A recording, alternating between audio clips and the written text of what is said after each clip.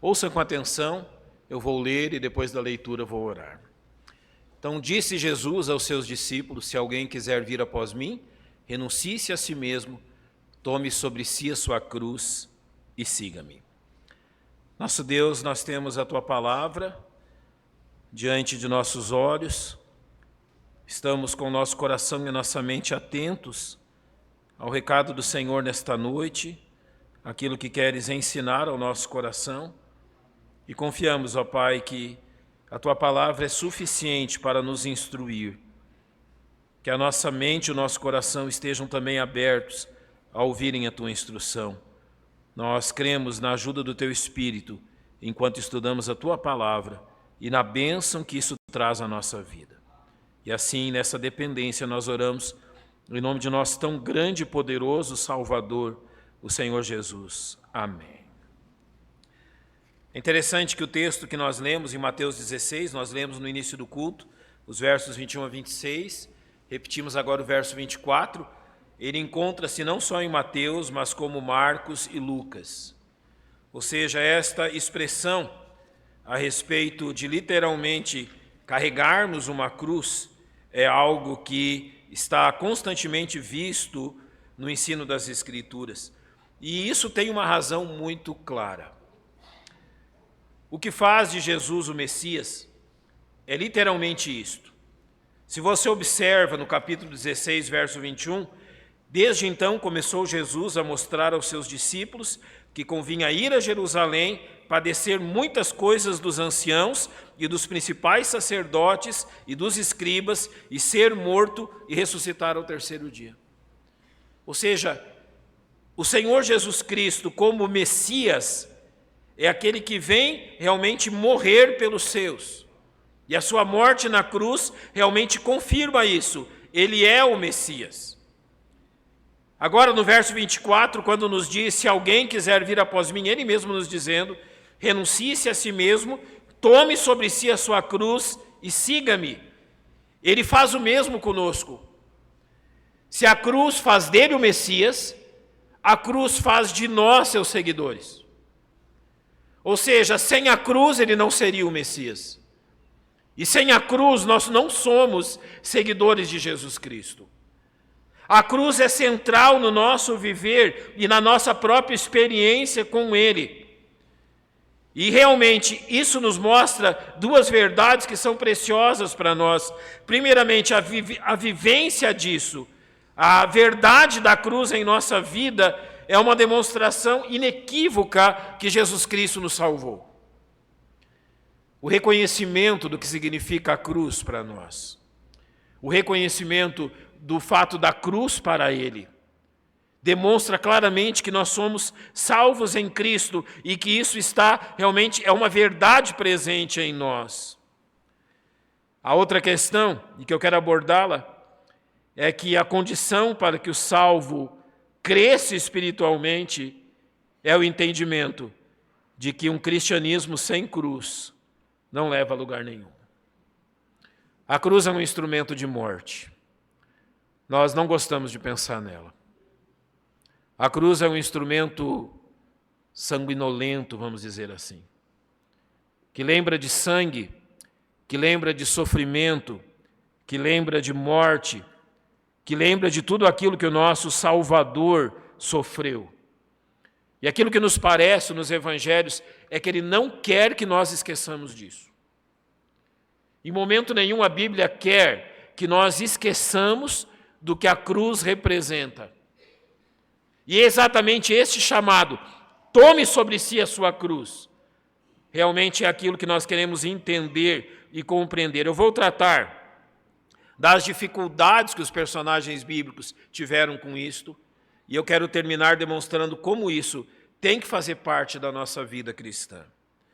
Eu vou começar demonstrando as dificuldades disso e da compreensão que os primeiros discípulos de Jesus tiveram da questão da cruz. E você pode me acompanhar em Lucas capítulo 1.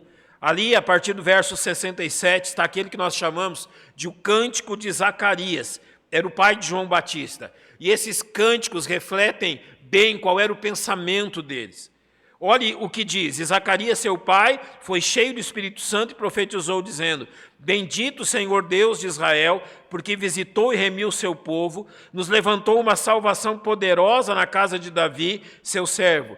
Ele está falando de quem? Realmente do Messias que viria. Como falou pela boca dos seus santos profetas, desde o princípio do mundo, para nos livrar dos nossos inimigos e da mão de todos os que nos odeiam, para manifestar misericórdia aos nossos pais e lembrar-se da sua santa aliança e do juramento que jurou a Abraão, nosso pai. Notem aquilo que ele lembra no verso 71, para nos livrar de nossos inimigos e da mão de todos que nos odeiam. No verso de número 74, ele diz: de conceder-nos que, libertos da mão de nossos inimigos, os sirvamos sem temor. Qual era a visão que esses primeiros discípulos de Jesus, ou aqueles que tiveram contato com eles, e dentro dessa própria história de João Batista, o pai dele dizendo isso, qual era a visão deles? Era principalmente uma visão de que o Messias vinha para livrá-los dos inimigos que os oprimiam. Então a expectativa do povo e a expectativa daquelas pessoas é que o Messias viria e os lideraria numa campanha militar. E numa campanha militar ele então libertaria Israel do jugo romano e Israel novamente seria uma nação livre. Era esse o pensamento deles. Quando você olha para os discípulos, os primeiros discípulos de Jesus, você observa que a visão deles não era muito diferente. Mateus capítulo 20, versos 20 e 21 dizem sobre dois deles: então se aproximou dele a mãe dos filhos de Zebedeu com seus filhos, adorando-lhe e fazendo-lhe um pedido. É a mãe de Tiago e João. Olha o pedido dela: dize que estes meus dois filhos se assentem, um à tua direita e outro à tua esquerda no teu reino. Ela já estava vendo as coisas como solucionadas e Cristo estabelecendo o seu reino, e ela desejava o quê? Um lugar para eles. Em nada ela contemplava a cruz. Em nada ela entendia que isso aconteceria, mas seria pelo caminho da cruz. O próprio João Batista, em Mateus 11, é dito: e João, ouvindo no cárcere falar dos feitos de Cristo, enviou 2 dos seus discípulos a dizer-lhes: é tu aquele que havia de vir, ou esperamos outro? É o Senhor. É o Senhor que vai nos libertar dos nossos inimigos, e é o Senhor que vai cumprir as promessas do Velho Testamento, e mesmo depois da ressurreição. Em Atos 1,6 nós lemos assim, que os discípulos olham para Jesus no momento dele ser assunto aos céus, e eles perguntam: Senhor, restaurarás tu nesse tempo o reino a Israel? Notem que em momento nenhum eles observam isto. Em momento nenhum eles pensam na questão da cruz ou eles refletem sobre isso. É interessante que aqui mesmo em Mateus 16, no verso 22 diz: e Pedro, quando ele começa a falar da sua morte, e Pedro, tomando de parte, começou a repreendê-lo dizendo: Senhor, tem compaixão de ti, de modo nenhum te acontecerá isso. Os próprios discípulos não entendiam o caminho que Jesus demonstrava a eles. Eles estavam tão realmente esperançosos de que naquele momento as promessas do Velho Testamento se cumpririam, que eles jamais observaram o caminho pelo qual realmente isso seria cumprido. Não é estranho de observar isso, mas quando nós olhamos para o Velho Testamento, e não é que eles não tenham tido luz para isso, Deus revelou-se a eles. Por exemplo, no Isaías capítulo 53, deixa claro qual é realmente a figura do Messias. Isaías 53, falando do Messias, diz: todos nós andávamos desgarrados como ovelhas, cada um se desviava pelo seu caminho, mas o Senhor fez cair sobre ele a iniquidade de todos nós. Ele foi oprimido e afligido, mas não abriu a sua boca. Como um cordeiro foi levado ao matadouro, e como ovelha muda perante os seus tosqueadores, assim ele não abriu a sua boca. Da opressão e do juízo foi tirado. Quem contará o tempo da sua vida? Porquanto foi cortado da terra dos viventes. Pela transgressão do meu povo foi ele atingido. Esse texto, para você ter uma ideia, levou os judeus a pensarem que haveriam 2 Messias. Um Messias glorioso, que conquistaria vitória sobre os inimigos, e um Messias sofredor, que sofreria então isto que é dito aqui sobre ele. Isso causou tanta confusão na mente deles, que eles não perceberam os sinais claros que Deus já havia dado desde o início da nação de Israel. Por exemplo, em Êxodo 2:3, quando fala da festa da Páscoa, diz: aos 10 deste mês, tome cada um para si um cordeiro, segundo as casas dos pais, um cordeiro para cada família. E você lembra o que acontece depois?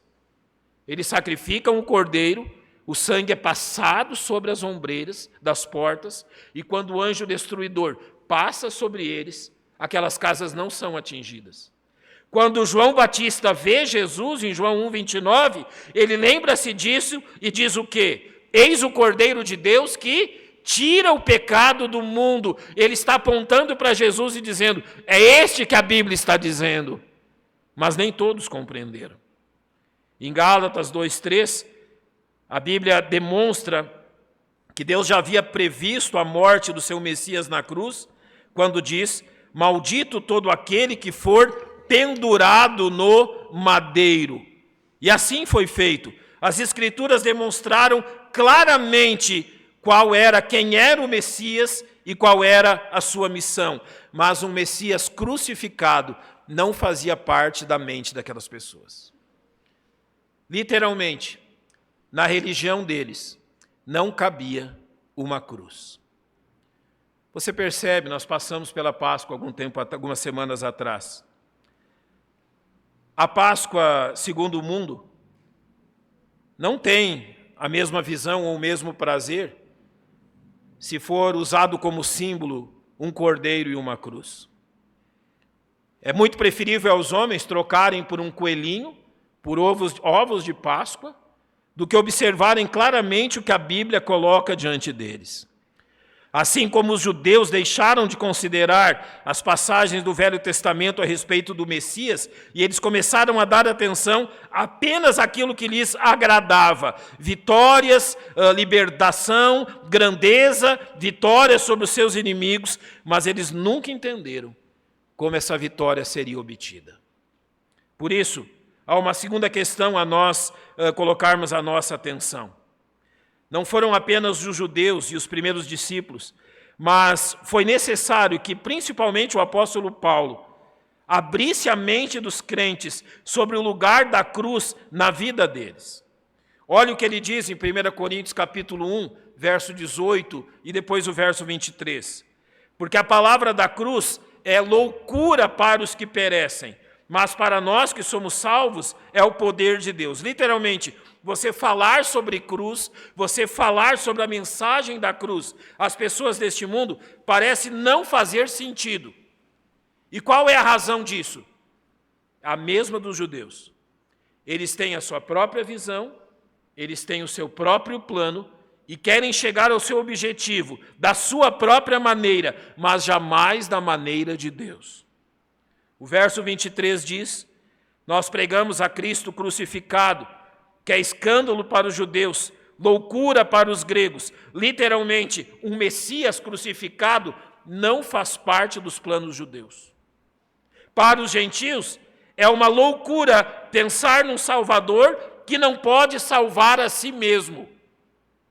E desta forma, simplesmente o mundo não conseguiu compreender e entender aquilo que Cristo fez na cruz por eles. Paulo diz no capítulo 2 de 1 Coríntios, e eu, irmãos, quando fui ter convosco, anunciando o testemunho de Deus, não fui com sublimidade de palavras ou de sabedoria. Agora note o que ele diz no verso 2. Porque nada me propus saber entre vós, senão a Jesus Cristo e este o quê? Crucificado. Ou seja, aquilo que Paulo apresentava, aquilo que Paulo ensinava a eles, tinha como centro a cruz de Jesus Cristo. Ele jamais procurou pregar uma mensagem que realmente viesse impressionar os ouvidos daquelas pessoas. Eles só queriam que eles soubessem de uma verdade, que Jesus Cristo havia morrido na cruz em lugar deles. E é esta verdade que o mundo despreza. Irmãos, há uma consequência muito grave quando nós excluímos a cruz da nossa mensagem. 1 Coríntios 1,17 diz: porque Cristo enviou-me, as palavras de Paulo, não para batizar, mas para evangelizar, não em sabedoria de palavras, para que a cruz de Cristo não se faça vã. Literalmente ele está falando do grande perigo de nos distanciarmos da cruz e tornarmos a mensagem do Evangelho vã. Ou seja, a mensagem do Evangelho sem objetivo nenhum e sem centro nenhum na cruz de Cristo. Por isso, é importantíssimo que nós entendamos aquilo que Mateus 16, 24 diz. Eu trouxe vocês até aqui, demonstrando como isso se apresenta nas Escrituras, para que nós entendamos estas palavras. Se alguém quiser vir após mim, renuncie-se a si mesmo, tome sobre si a sua cruz e siga-me. Quando você lê essas palavras, os seus ouvidos são semelhantes a dos judeus e dos primeiros discípulos? Ou essas palavras significam algo para você? Você ainda tem uma expectativa de vida cristã tão fora das Escrituras como os judeus a tinham, que você está aguardando coisas e esperando coisas que Deus não prometeu? E como os primeiros discípulos e como os primeiros apóstolos, como Pedro, você continua imaginando que a cruz realmente não é algo central, nem para Cristo, nem para a sua própria vida. Aquilo que o próprio Senhor está dizendo aqui e nos chamando, ao dizer, tome sobre si a sua cruz e siga-me, é importantíssimo por algumas razões. A primeira delas, quando Jesus fala, tome sobre si a sua cruz, ou seja, fala isso a nós, ele está usando realmente algo, um verbo, que não é algo como assim, você toma a cruz uma vez e está resolvido a questão. Ou seja, você toma a atitude uma vez e nunca mais a toma. Não, não é isso que esse verbo está dizendo. Tome sobre si a sua cruz. A forma verbal usada aqui é literalmente, como nós chamamos, uma ação pontilhar, uma ação que se repete. O que ele está dizendo, tome sobre si a sua cruz, pode ser entendido literalmente naquilo que Lucas 9, 23 diz. E dizia a todos, se alguém quer vir após mim, negue-se a si mesmo e tome cada dia a sua cruz. Agora nós começamos a aprender um pouco sobre o que é tomar a cruz. É algo diário. Todos os dias. Sem exceção. Você é um salvo em Jesus Cristo. Tome a cada dia a sua cruz. É algo que se repete dia após dia. É algo que se repete realmente todos os dias. Uma ação que você toma diariamente. É interessante que em Mateus 27, os homens que estavam reunidos ao redor da cruz, o verso 39 diz, e os que passavam blasfemavam dele, meneando as cabeças e dizendo, tu que destróis o templo, em 3 dias o reedificas, salva-te a ti mesmo, se és filho de Deus, desce da cruz. Da mesma maneira também os principais sacerdotes, com os escribas e anciãos e fariseus escarnecendo, diziam, salvou os outros e a si mesmo não pode salvar-se. Se é o rei de Israel, desça agora da cruz e quereremos nele. Confiam em Deus, livre-o agora se o ama, porque disse, sou filho de Deus. E o mesmo lhe lançaram também em rosto os salteadores que com ele estavam crucificados. Qual foi a grande tentação sobre Jesus naquele momento? Abandone a cruz. Deixe a cruz. Nós queremos realmente que você prove se é tudo isso que você está dizendo, abandonando essa cruz e realmente vencendo como você prometeu vencer. O que eles não entenderam é que a grande vitória dele era exatamente permanecer crucificado. A grande vitória do Messias foi permanecer na cruz. Assim como a grande vitória do cristão no seu dia a dia é tomar a sua cruz. Irmãos, nós somos derrotados. Todas as vezes que saímos para este mundo, fazendo as nossas atividades e vivendo neste mundo, sem antes de tudo, colocarmos sobre os nossos ombros a cruz de Cristo. Nós somos literalmente derrotados como cristãos, quando isso não se torna a nossa marca. E a verdade é que a cruz não pode ser escondida. Literalmente, um condenado à morte, ele era obrigado a carregar a cruz até o lugar da execução. Todos iam notá-lo. Não havia como isso ser escondido. E agora olhe, por exemplo, aquilo que o mestre diz em Mateus 5, ele diz: vós sois a luz do mundo, não se pode esconder uma cidade edificada sobre um monte. Todos os dias que você sai neste mundo, esquecendo-se que você é um cristão, você é como uma vela colocada debaixo da escada.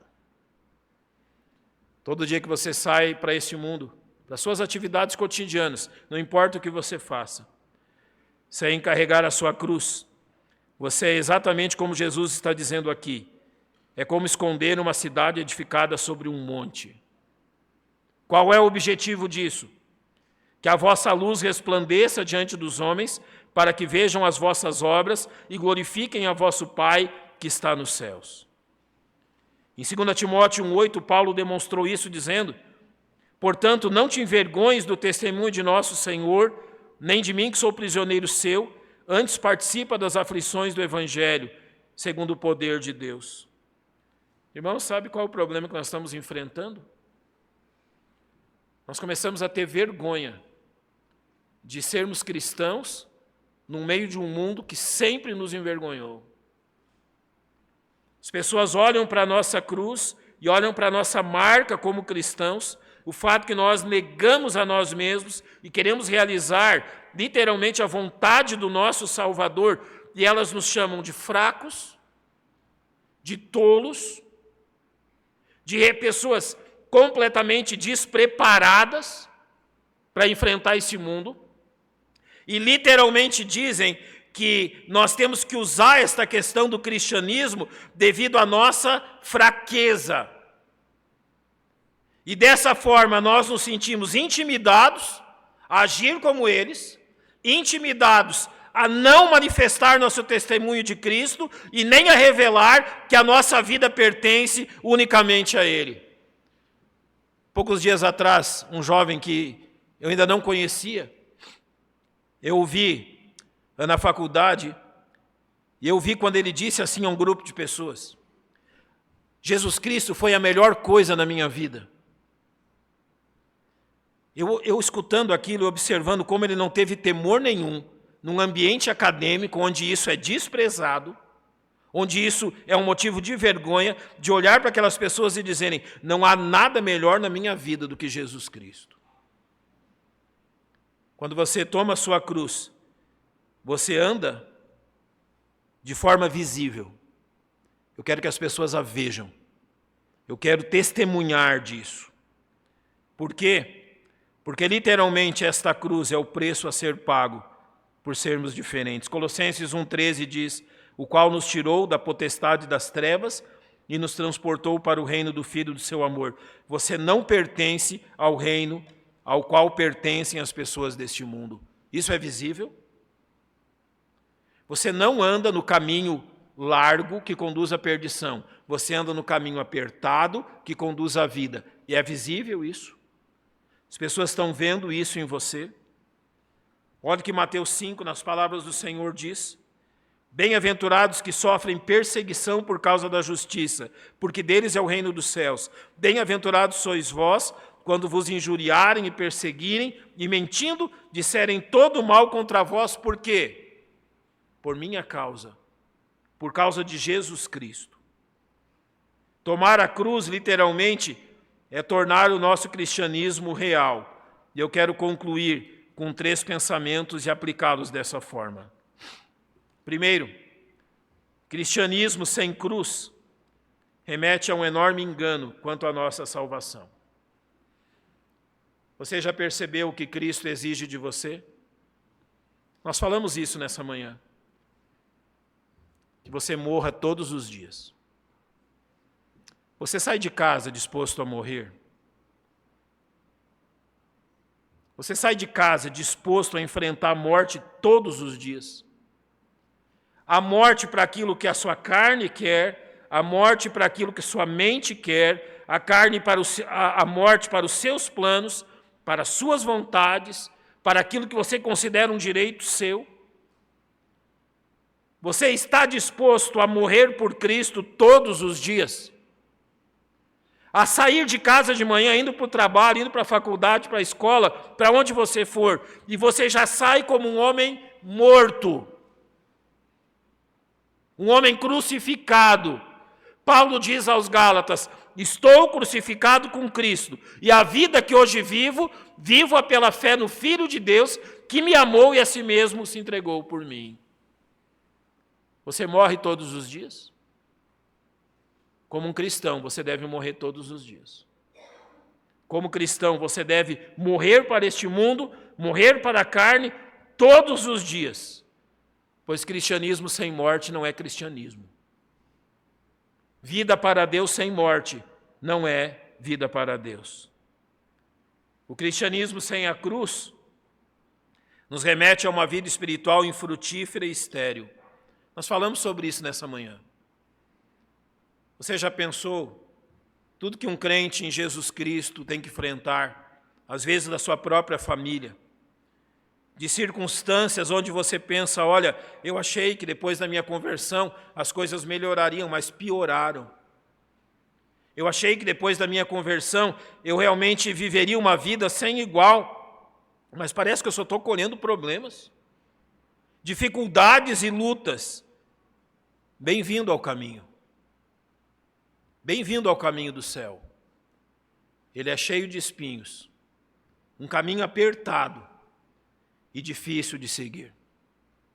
Bem-vindo ao caminho que conduz a Cristo, pois foi o mesmo caminho que Ele nos trilhou pela sua cruz.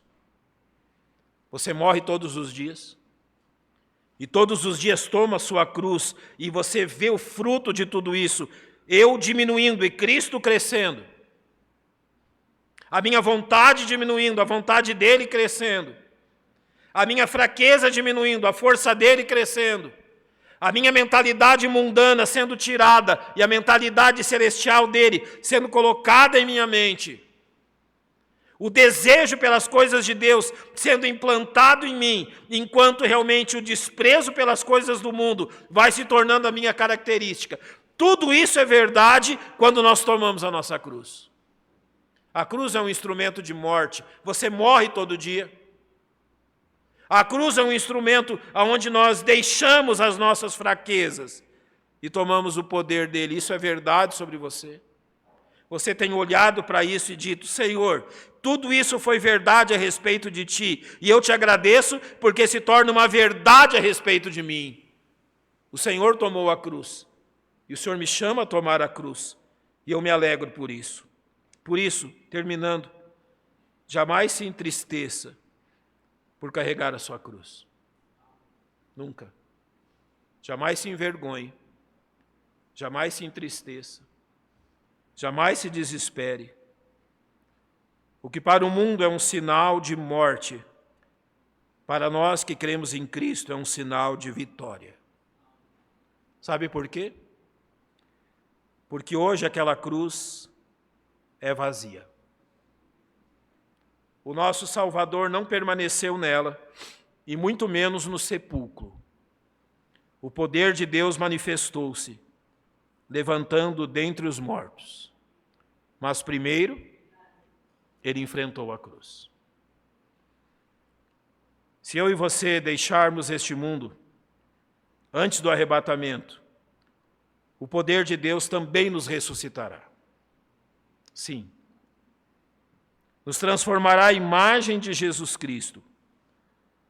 O caminho da cruz, irmãos, não é um caminho de derrota, é um caminho de vitória.